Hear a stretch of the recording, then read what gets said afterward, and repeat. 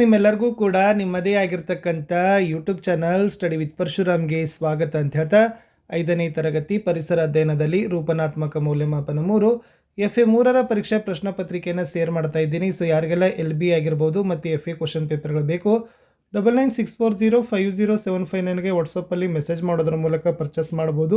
So LBಗಳು ಕೂಡ ಸಿಗ್ತವೆ ಮತ್ತು FA 3ರ ಪ್ರಶ್ನೆ ಪತ್ರಿಕೆಗಳನ್ನು ಕೂಡ ನಾವು ನಿಮಗೆ PDF ಶೇರ್ ಮಾಡ್ತೀವಿ.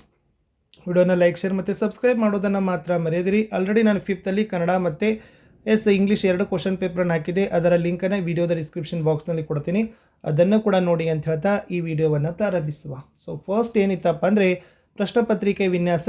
ನಾನು ನಿಮಗೆ ಡಿಸೈನನ್ನು ತಿಳಿಸ್ತೀನಿ. ಸೊ ಜ್ಞಾನಕ್ಕೆ 6 ಅಂಕ ಇದೆ, ತಿಳುವಳಿಕೆಗೆ 9, ಒಟ್ಟಾರೆ 15 ಅಂಕ, 100% ಇತ್ತು. ಪ್ರಶ್ನೆ ವಿಧ ನೋಡೋದಾದರೆ ವಸ್ತುನಿಷ್ಠ ಪ್ರಶ್ನೆ ಮತ್ತು ಅತಿ ಕಿರು ಉತ್ತರದ್ದು 6 ಇದ್ದಾವೆ, ಕಿರು ಉತ್ತರದ್ದು 6, ದೀರ್ಘ ಉತ್ತರದ್ದು 3, ಒಟ್ಟಾರೆ 15 ಅಂಕ. ಇನ್ನು ಕೆಲವೊಂದಿಷ್ಟು ಕಠಿಣತೆ ಮಟ್ಟ ಇದ್ದಾವೆ. ಸರಳ 6, ಸಾಧಾರಣ 6, ಕಠಿಣ 3, ಒಟ್ಟಾರೆ 15 ಅಂಕ. ಸೊ ಮೌಲ್ಯಮಾಪನಕ್ಕೆ 5 ಪಾಠ ತಗೊಂಡಿದ್ದಾರೆ. ಕೃಷಿ ಅಂತಕ್ಕಂಥ ಪಾಠದಿಂದ 1 ಅಂಕದ 1, 2 ಅಂಕದ 1, 2 ಪ್ರಶ್ನೆ 3 ಅಂಕ.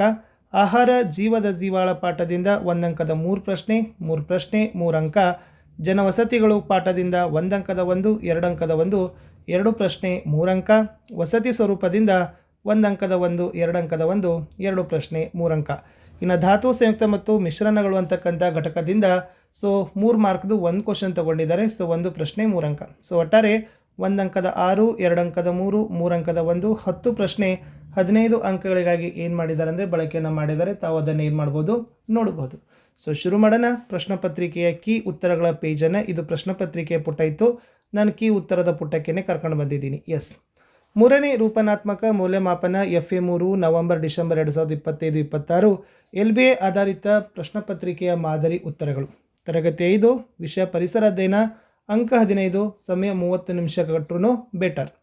ಇನ್ನು ಬಹು ಆಯ್ಕೆ ಪ್ರಶ್ನೆಗಳು 2 ಇದ್ದಾವೆ. ಮೊದಲ ಪ್ರಶ್ನೆ, ಈ ಕೆಳಗಿನವುಗಳಲ್ಲಿ ನಮ್ಮ ದೇಹಕ್ಕೆ ಶಕ್ತಿಯನ್ನು ಒದಗಿಸ್ತದೆ ಅಂತ ಕೇಳಿದರು.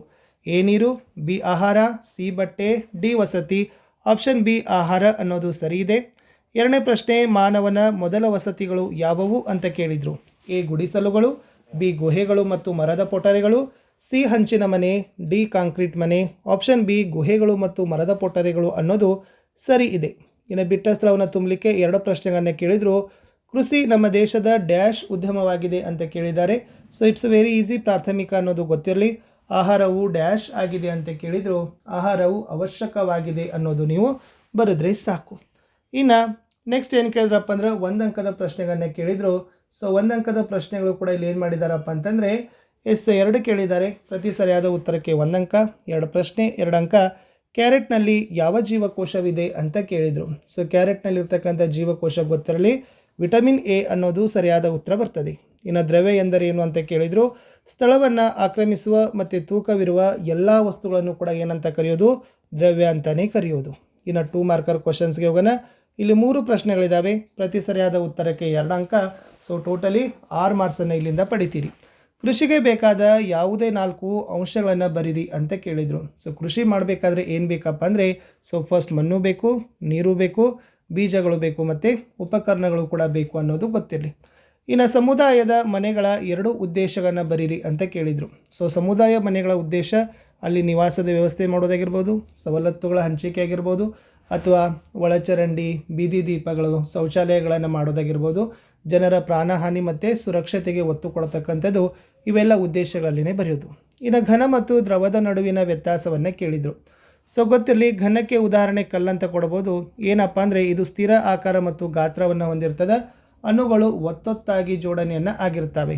ಬಟ್ ದ್ರವದಲ್ಲಿ ಏನಾಗಿರ್ತಪ್ಪ, ಉದಾಹರಣೆ ನೀರು, ಇದು ಪಾತ್ರೆಯ ಆಕಾರನ ಹೊಂದಿರ್ತದೆ, ಇದರ ಗಾತ್ರ ಸ್ಥಿರವಾಗಿರ್ತದೆ ಅಂತ ಬರೆದ್ರೆ ಸಾಕು.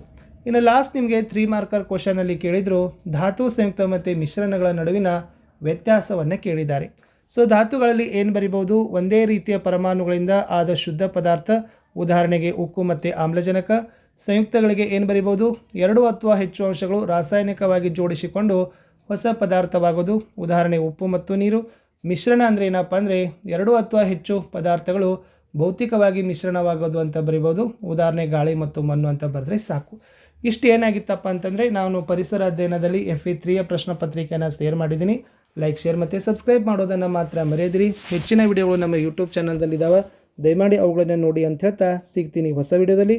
ಬಾಯ್.